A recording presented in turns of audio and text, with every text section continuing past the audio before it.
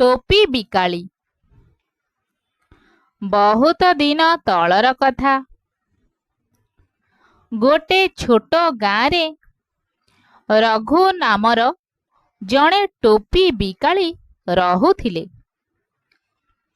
ସେ ବହୁତ ପରିଶ୍ରମୀ ଏବଂ ସତ୍ୟବାନ ଲୋକ ଥିଲେ।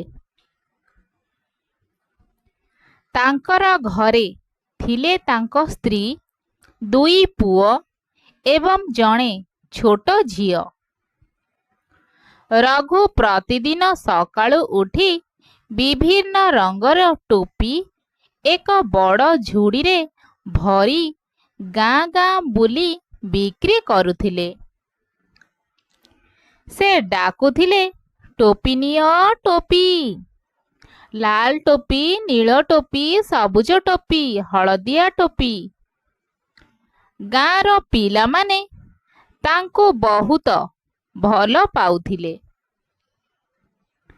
କେହି ଲାଲ ଟୋପି କିଣୁଥିଲେ ତ କେହି ନୀଳ।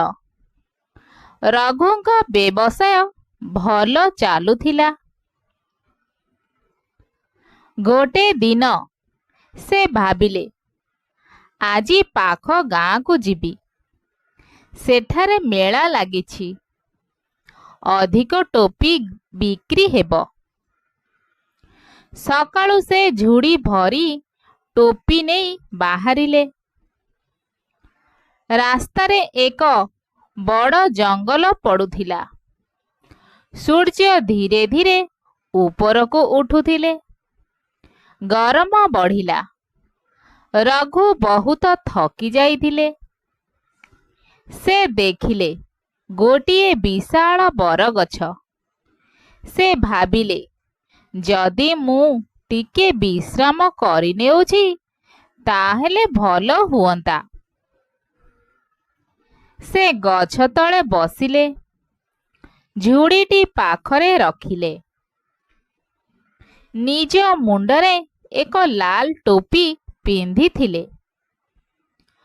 ପବନ ବହୁଥିଲା। ପକ୍ଷୀମାନେ ଗୀତ ଗାଉଥିଲେ।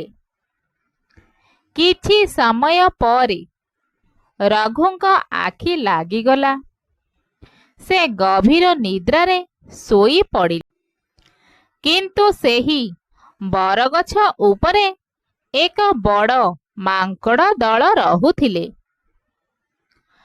ମାଙ୍କଡ଼ମାନେ ବହୁତ ଦୁଷ୍ଟ ଥିଲେ।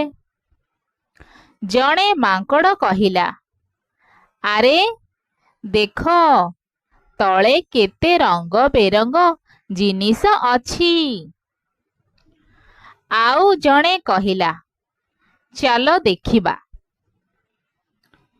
ସବୁ ମାଙ୍କଡ଼ ଧୀରେ ଧୀରେ ତଳକୁ ଆସିଲେ। ଝୁଡ଼ି ଖୋଲି ଦେଖିଲେ, ତା ଭିତରେ ରଙ୍ଗୀନ ଟୋପି ଭରି ରହିଛି।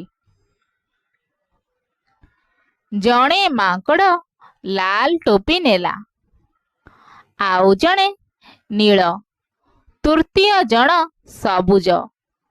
କିଛି ମୁହୂର୍ତ୍ତ ମଧ୍ୟରେ ସବୁ ଟୋପି ମାଙ୍କଡ଼ମାନେ ନେଇ ମୁଣ୍ଡରେ ପିନ୍ଧିଲେ।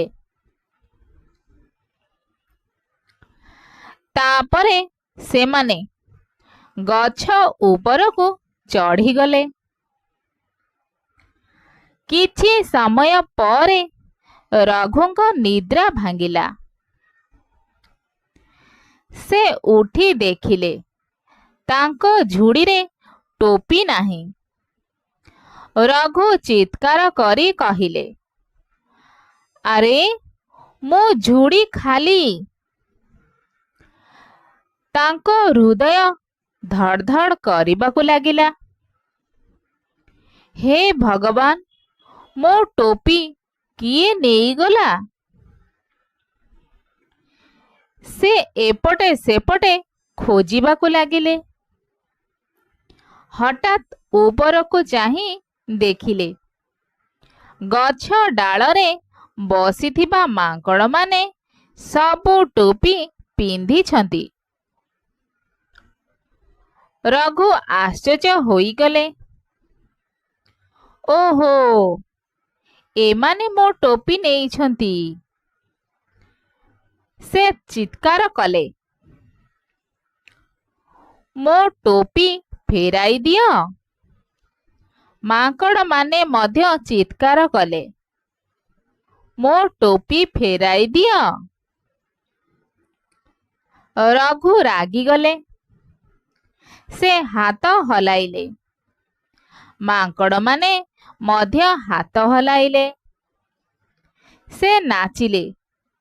ମାଙ୍କଡ଼ମାନେ ମଧ୍ୟ ନାଚିଲେ। ସେ ମୁହଁ ବଙ୍କେଇଲେ। ମାଙ୍କଡ଼ମାନେ ମଧ୍ୟ ମୁହଁ ବଙ୍କେଇଲେ। ରଘୁ ଚିନ୍ତା କଲେ, ଆରେ ଏମାନେ ତ ମୋର ନକଲ କରୁଛନ୍ତି। ତାପରେ ତାଙ୍କ ମୁଣ୍ଡରେ ଏକ ବୁଦ୍ଧି ଆସିଲା। ସେ ନିଜ ମୁଣ୍ଡର ଟୋପିଟି କାଢ଼ିଲେ।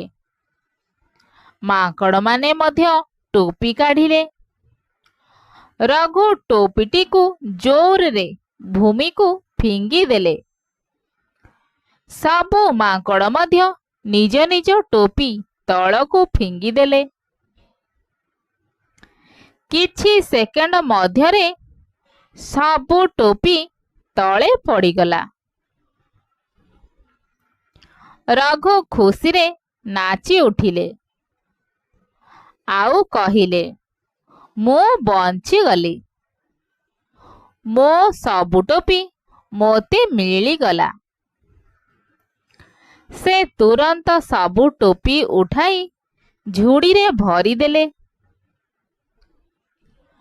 ମାଙ୍କଡ଼ମାନେ ଆଶ୍ଚର୍ଯ୍ୟରେ ଏକା ପରକୁ ଚାହିଁ ରହିଗଲେ।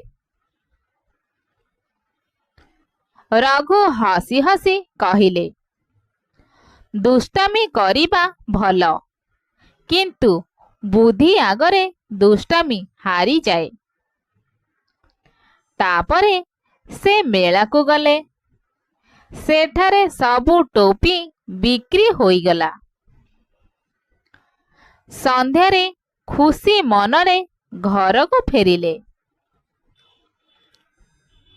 ପିଲାମାନେ ପଚାରିଲେ, ବାପା, ଆଜି କ'ଣ ହେଲା? ରଘୁ ହସି ହସି ସମସ୍ତ କାହାଣୀ କହିଦେଲେ। ପିଲାମାନେ ବହୁତ ହସିଲେ। ସେହି ଦିନଠାରୁ ରଘୁ ଯେତେବେଳେ ଜଙ୍ଗଲ ରାସ୍ତାରେ ଯାଉଥିଲେ, ମାଙ୍କଡ଼ମାନଙ୍କୁ ଦେଖି ହସୁଥିଲେ। ଆଉ ମାଙ୍କଡ଼ମାନେ ମଧ୍ୟ ତାଙ୍କୁ ଦେଖି ଲାଫୁଥିଲେ। ଏଭଳି ଭାବରେ ଜଣେ ବୁଦ୍ଧିମାନ ଟୋପି ବିକାଳି ନିଜ ବୁଦ୍ଧି ଓ ଧୈର୍ଯ୍ୟରେ ନିଜ ସମସ୍ୟାର ସମାଧାନ କଲେ। ଏହି ଗପଟିରୁ ଆମମାନଙ୍କୁ ଶିକ୍ଷା ମିଳୁଛି ଯେ ଜୀବନରେ କୌଣସି ସମସ୍ୟା ଆସିଲେ ଘବରାଇବା କିମ୍ବା ରାଗିବା ଉଚିତ ନୁହେଁ। ଶାନ୍ତ ମନରେ ଚିନ୍ତା କରି ବୁଦ୍ଧିର ସହିତ କାମ କଲେ ସବୁଠାରୁ କଠିନ ସମସ୍ୟାର ସମାଧାନ ମିଳିଯାଏ। ଧୈର୍ଯ୍ୟ, ଚତୁରତା ଓ ଉପସ୍ଥିତି ବୁଦ୍ଧି ମଣିଷର ସବୁଠାରୁ ବଡ଼ ଶକ୍ତି। ବଳ କିମ୍ବା ରାଗ ନୁହେଁ, ବରଂ ବୁଦ୍ଧି ଓ ସଠିକ୍ ଚିନ୍ତାଧାରା ହିଁ ସଫଳତାର ପଥ ଦେଖାଏ। ଧନ୍ୟବାଦ।